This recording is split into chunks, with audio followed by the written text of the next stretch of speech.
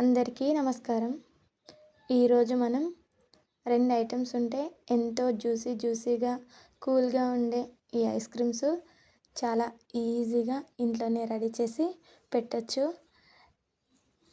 ఒక్కసారి ఈ విధంగా చేసి పెట్టామంటే పిల్లలు కూడా ఇష్టంగా తింటారు. ఇవి హెల్త్కి కూడా చాలా మంచిది, చాలా కూల్గా ఉంటుంది. ఇవి ఎలా చేసుకుందామో చూసేద్దాం. ముందుగా ఈ కర్బూజా తీసుకొని వైట్ది ఇలా పైన పొట్టంతా తీసేసుకోవాలి.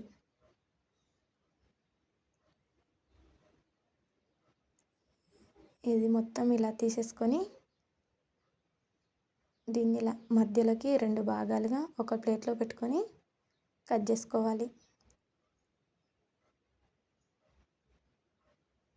దీంట్లో నుంచి ఈ గింజలు ఉన్నాయి కదా, ఇవి తీసి పక్కన పడేసుకోవచ్చు.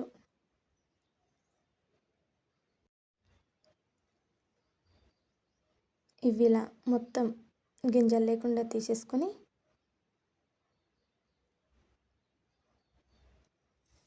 ఇవి ముక్కలుగా సన్నగా కట్ చేసుకోవాలి.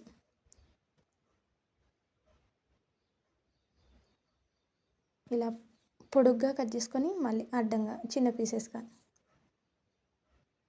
ఇలా కట్ చేసుకొని ఇంకో పీస్ ఉంది కదా, అది కూడా సేమ్ ఇలానే స్లోగా కట్ చేసుకోవాలి.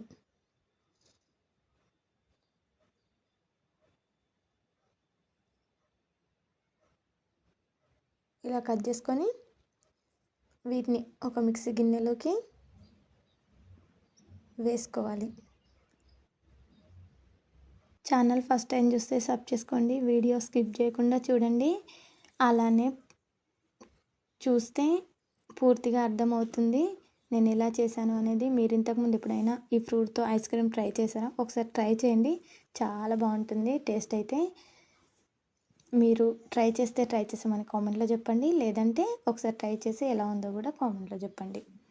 తర్వాత ఇలా కట్ చేసుకొని ఒక మిక్సీ గిన్నె తీసుకొని ఈ మిక్సీలోకి వేసేసుకోవాలి ఈ పీసెస్ అన్నీ. ఇవి ఇలా వేసేసుకున్న తర్వాత మిక్సీ పట్టేసుకొని తీసుకోవాలి. ఇలా తీసుకున్న తర్వాత దీంట్లోకి కొద్దిగా షుగర్ వేసుకొని పక్కన పెట్టేసుకోవాలి. తర్వాత స్టవ్ ఆన్ చేసుకొని ఒక కడాయి పెట్టుకొని దాంట్లోకి నేను 1/2 లీటర్ పాలు అనేది తీసుకుంటున్నాను, చిక్కవి. తర్వాత దీంట్లో కొద్దిగా వాటర్ అనేటివి వేసుకున్నాను. ఇలా వాటర్ వేసుకొని ఈ పాలు అనేటివి మరగనివ్వాలి. ఇలా కలుపుకుంటూ ఉండాలి. ఇలా పొంగొచ్చి బాగా మరగాలి.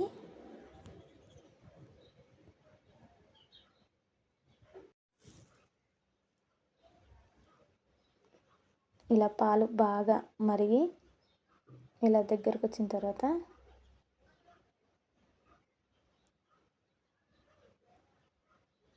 ఇలా ఒకసారి కలుపుకోవాలి.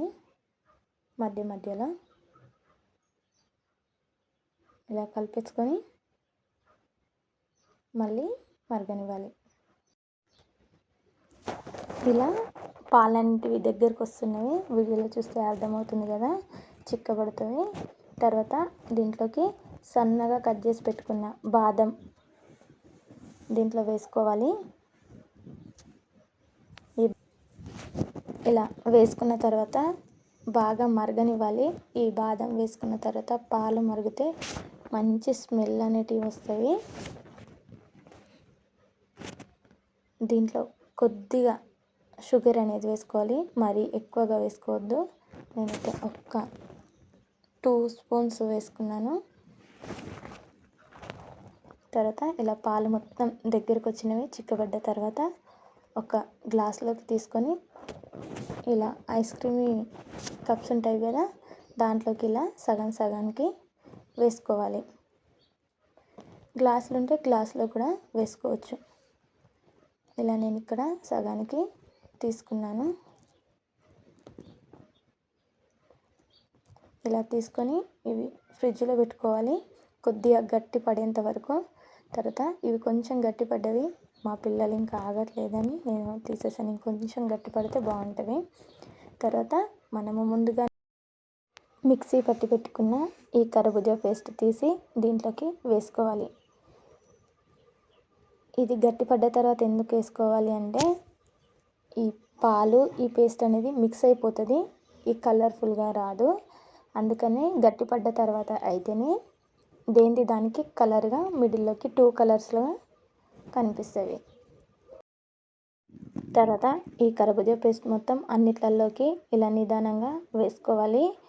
నేను ఇక్కడ హాఫ్ కర్బూజా ముక్క మాత్రమే పట్టాను, మిగతా పీసెస్ ఉంచేసాను. నేను ఇక్కడ తీసుకున్నది కరెక్ట్గా సరిపోయింది ఈ ఐస్ క్రీమ్ చేయనీకి. ఇలా అన్నిట్లలో వేసేసుకొని వీటిపైన కప్స్ ఉంటాయి కదా, ఆ కప్స్ ఇలా స్లోగా పెట్టేసుకోవాలి.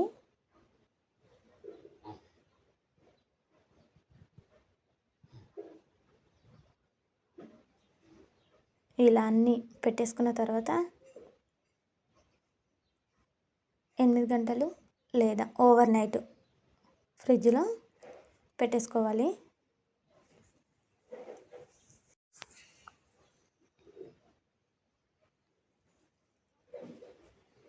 తర్వాత ఫ్రిడ్జ్లో నుండి తీసిన తర్వాత చూడండి, ఇలా రబ్ చేసుకొని తీస్తే ఎంతో జ్యూసీగా ఉండే ఐస్ క్రీమ్స్ రెడీ అయినాయి కదా. చాలా బాగున్నాయి కదా చూడనికి. ఇవి ఒకసారి ట్రై చేయండి, పిల్లల నుంచి పెద్దవాళ్ళ వరకు ఇష్టంగా తింటారు. ఈ పాలల్లో బాదం వేసాం కదా, తినేటప్పుడు ఈ ఫ్లేవర్ అనేది తగులుతూ ఉంటుంది, సూపర్గా ఉంటుంది. చూస్తేనే కలర్ఫుల్గా అనిపిస్తుంది కదా. మీకు ఎలా అనిపిస్తుందో కామెంట్